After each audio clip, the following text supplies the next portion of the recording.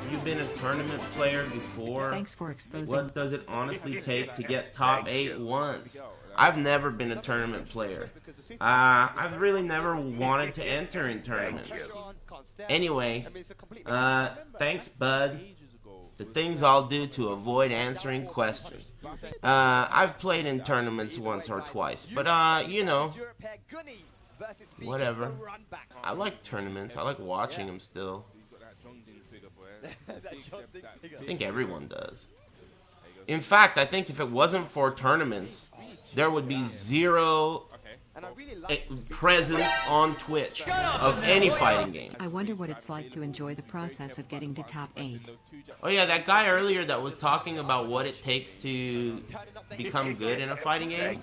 I'll tell you, among things like dedication and all that shit that it takes to become good at anything, I think if you're... See, because fighting games are also a video game, they are a subcategory of this other world of video games. So it's very rare for someone to just right out of the box love fighting games and not love other video games, right?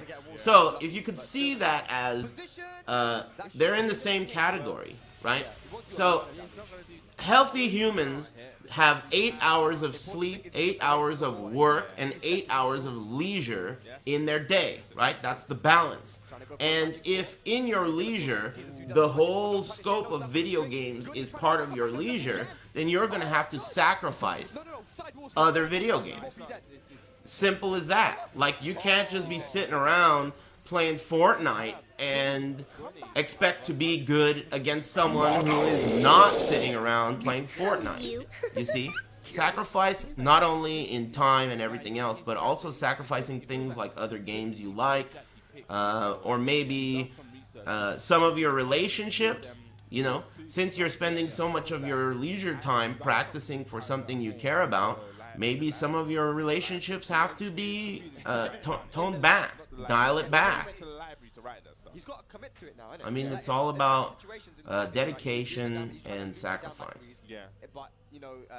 But it's worth it if that's what you're, like, first of all, you have to acknowledge that this is what your opponents are doing, right? So when you think about it, right, your opponents are doing this. So to compete, you have to do it as well.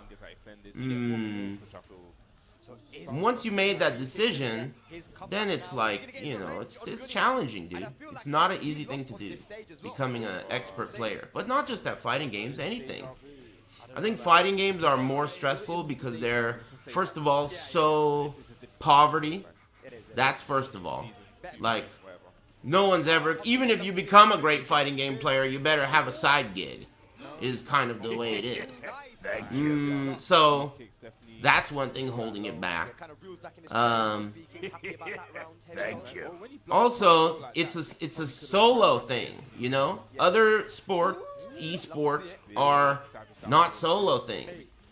They're team-based, so you have support.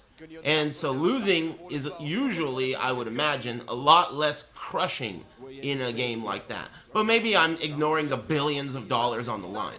So whatever, that's not the point. The point is that you don't usually have a team or anyone to help you most of the time.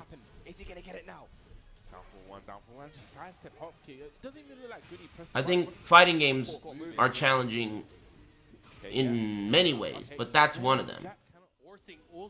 People are starting to really get good at this game. And I think part of the motivation is its popularity. You know, if you're not going to play fighting games for money, because nobody really is able to, even the best. So you got to play for something, right? Whatever your motivation is. And I think that when the game grows in popularity, it motivates a lot of people to try it, you know. And another thing that I think motivates people to try and succeed in this game is, especially recently, we've seen a lot of Korean dragons fall to people from all over the world. So it's like, you know, the game's popular, people are watching it, people care about it, and we're seeing the, like, unstoppable guys just, they're getting stopped. Is Tekken new player friendly though? Listen, I am not question friendly. I don't really want to, get to that. Because I am not question friendly. Anyway, hope you're having a good day. Anyway, I wasn't even talking about new players when I was saying all that shit. I was talking about players who compete, but maybe aren't quite at that level. I think it motivates them to push harder, knowing that the game is growing in popularity on a competitive level. Like there are a lot of players who maybe would have been like, I had a good run. I got a couple 8th, 7th places or whatever. I think those types of players, when they see, it's like good motivation. It feels good playing a game like this. Oh! Oh! I don't think so. He's got a bar, though. He's using it! Oh! The time! The time! He's got no bar! Oh! Oh! Oh! He won it with time, too, on top of everything! He grabbed the trophy! Give me the trophy! He grabbed the trophy immediately. He's shaking hands with his fucking trophy before he shakes hands with CBM.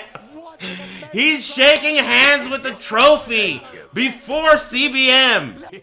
Everyone knows CBM's a beast. But I didn't really know Super Okuma was that much of a beast. That was impressive. That was really impressive.